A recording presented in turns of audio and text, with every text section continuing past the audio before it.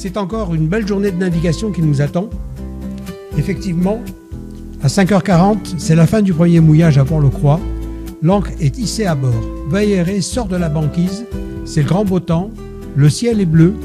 La mer est bleue, lisse. Les montagnes sont blanches, immaculées. Et aux dernières nouvelles de la météo, des glaces, le canal Lemaire serait dégagé de ses glaces flottantes. C'est donc le départ vers le sud, par le canal de Meyer, entre les îles Doumer et Anvers. À bâbord se trouve Doumer Island, du nom du président Doumer, en direction de Butter Passage, et donc en direction du canal Lemaire, qui serait donc praticable. Et nous devrons parcourir environ 18 000 nautiques pour rejoindre l'entrée de ce canal. Nous voilà au passage Butler. Devant nous, la côte montagneuse de la péninsule, blanche, dominée par une masse rocheuse, noire. Et au loin derrière nous, la blancheur de Doumer et Anvers sous un ciel bleu. C'est un endroit très beau et mythique. Nous voilà partis pour une longue journée, longue balade spectaculaire et historique. Nous voilà à l'entrée du canal Lemaire, endroit le plus visité et photographié de l'Antarctique. Franchir ce chenal est toujours quelque chose de spectaculaire. L'entrée est facilement repérable de loin grâce à la présence au Cap Renard de ces deux pitons rocheux parfaitement verticaux, culminant à 747 mètres.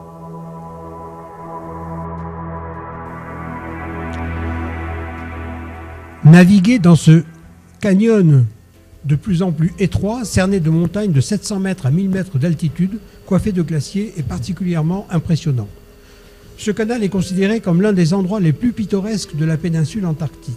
Pour la beauté de son paysage, qui se compose de sommets enneigés, de glaciers, d'icebergs et de falaises rocheuses, il est devenu l'une des principales destinations touristiques de l'Antarctique. Le canal a été surnommé par certains Kodak Cape, juste à cause de sa beauté, ce qui est un paradis pour les amateurs de la photographie. De tels paysages inspirent même les photographes les plus occasionnels.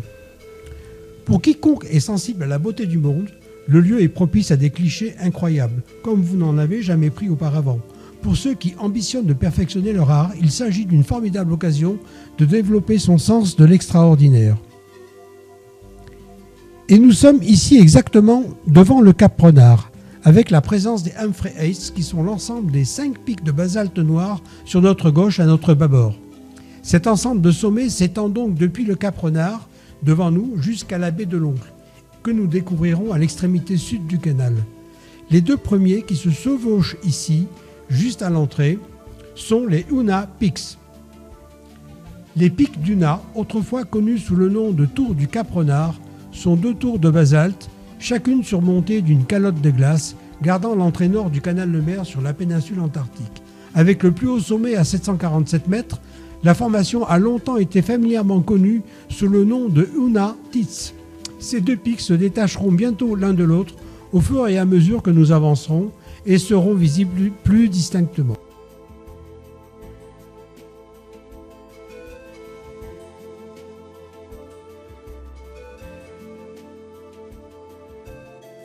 Et si l'on retourne notre regard vers notre point de départ, au loin derrière nous, nous apercevons la blancheur de Doumer et Anvers. Sous un ciel bleu, nous devinons très bien les sommets des îles Vink, Doumer et Anvers.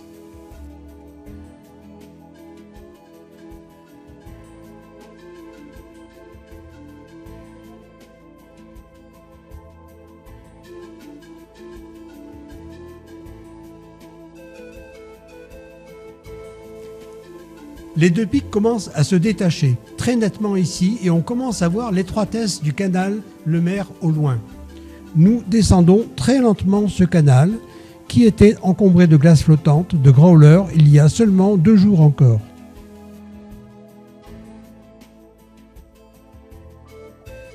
Et nous nous émerveillons à chaque instant de cette féerie blanche, calme et sereine, quasi vierge de toute civilisation. Donc, on y va tout doucement, avec beaucoup de prudence, entre à tribord la très haute falaise verticale noire de l'île Boss et à bâbord, sur la péninsule, les Humphrey Heights, qui seront suivis dans peu de temps de la baie de l'Oncle et du glacier Hotin, puis du mont Klaus. Nous sommes sous un beau soleil, un ciel bleu, c'est le rêve éveillé.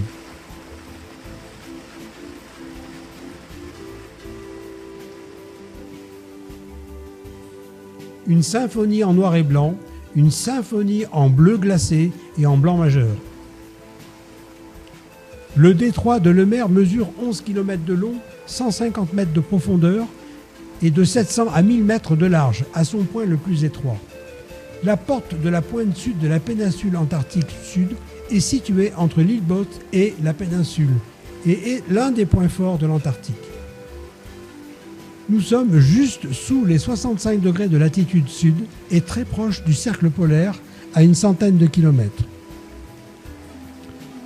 Ce sera encore un régal des formes, des arches, des lignes et des creux, des variations du bleu profond au blanc éclatant en passant par la transparence lumineuse.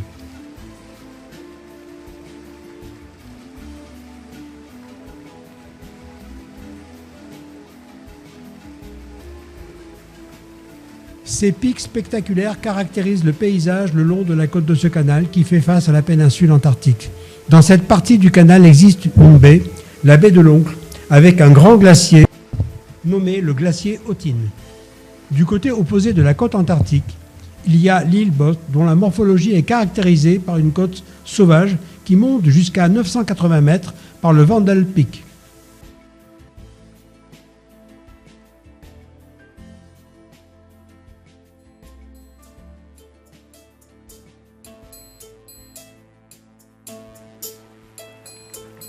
Il y a des growlers, en français bourguignon. Ce sont des petits débris de glace flottante qui sont indétectables au radar. Et aussi des petites plaques de banquise dérivantes avec parfois des phoques dessus.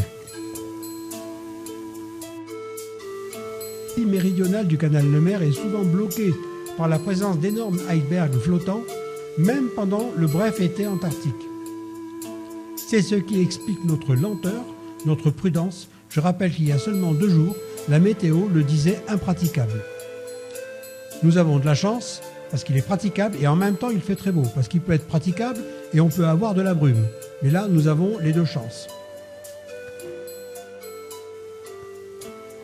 Cette zone de l'Antarctique a été explorée pour la première fois en 1873-74 par une expédition allemande. Ce canal a été traversé pour la première fois seulement en décembre 1898 par le navire Belgica de l'expédition antarctique belge dirigée par Adrien de Gerlache. Le canal a été nommé ainsi en l'honneur de Charles Lemaire, un explorateur belge du Congo belge, ancienne colonie de la Belgique en Afrique. Nous contournons le sud de l'île Bot et allons vers l'île Pléno. Nous avons une belle vue sur la côte glacée et le pic Vandel de l'île Bot. Lorsque nous arrivons au nord de l'île Pléno, le débarquement s'avérera impossible en raison des glaces. C'est ce qu'on appelle le brush ice, assez dense, banquise disloquée et présente de growlers. Donc, nous bifurquons au nord-ouest de l'île Pléno.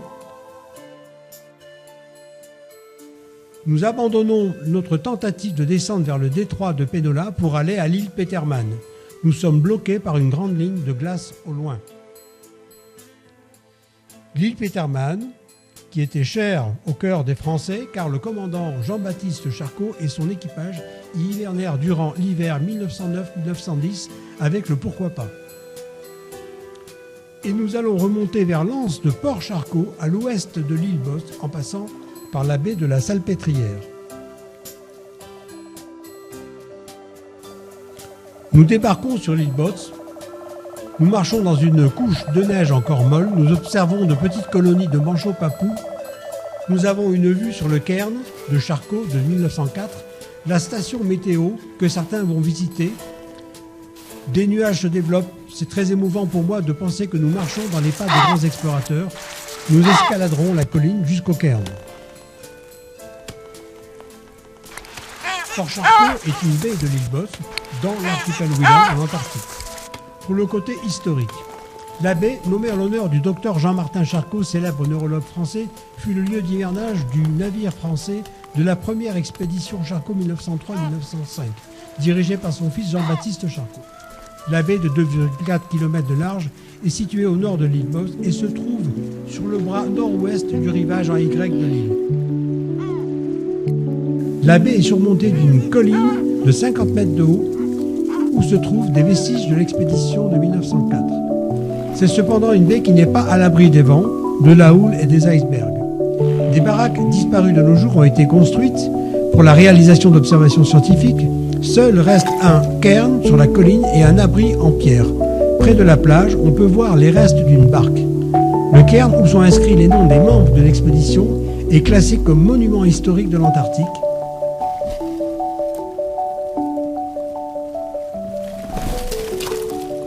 Jean-Baptiste Charcot avait donc décidé d'hiverner dans cette baie de 1,5 mille nautiques de large au nord de l'île Bosse.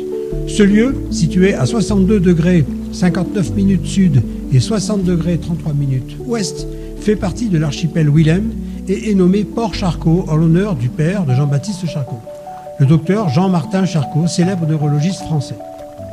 Le lieu accueille une colonie de manchots papous, de manchots à jugulaire et de cormorans. On y observe des phoques de Weddell et des léopards de mer. Ce cairn rocheux se trouve à Port Charcot sur l'île Botte. Il est composé d'une colonne en bois et d'une plaque portant les noms de la première expédition française en Antarctique menée par Jean-Baptiste Charcot. Le port lui-même n'a été cartographié qu'à la 3e expédition française dans la région. L'équipage a été contraint d'hiverner en Antarctique en 1904. Bien que les hommes soient amarrés, ils ont établi une station côtière au port pour la recherche. L'équipage a dormi sur le navire tout en réservant la station aux observations scientifiques et comme abri de dernier recours. C'est à cette époque que Jean-Baptiste Charcot baptise le port du nom de son père, Jean-Martin Charcot. Lors de la réunion consultative du traité de l'Antarctique en 1972, l'Argentine a officiellement demandé que le site soit étiqueté site ou monument historique. 18h40, nous quittons Port Charcot, nous partons directement au nord pour regagner Port-le-Croix. Nous repasserons au passage Butler à 19h46 avec un ciel gris et un plafond bas.